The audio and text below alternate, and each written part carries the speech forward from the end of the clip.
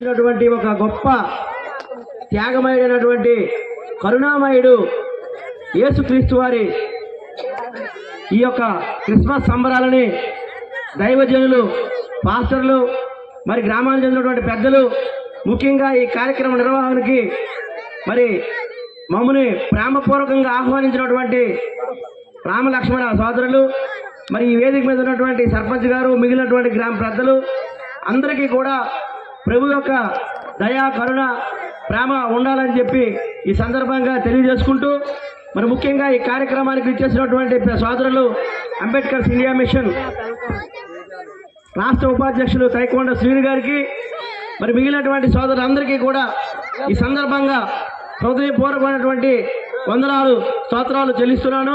Article 25 ద్వారా మనకి కల్పించబట్టే ఈ రోజు మనం ఇంత స్వేచ్ఛగా, ఇంత ప్రేమపూర్వకంగా ఒకరినొకరు ఆప్యాయంగా పలకరించుకుంటూ, అభినందించుకుంటూ ఆ ప్రభువుని మనం కొలుచుకోగలుగుతున్నాం.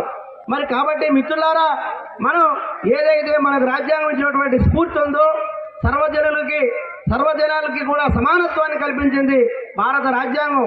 యేసు ప్రభు వారు చెప్పినటువంటి బోధనలో భాగంగా బాబాసాహెబ్ అంబేద్కర్ గారు కూడా భారతదేశానికి ఒక చక్కనైనటువంటి రాజ్యాంగాన్ని అందించారు.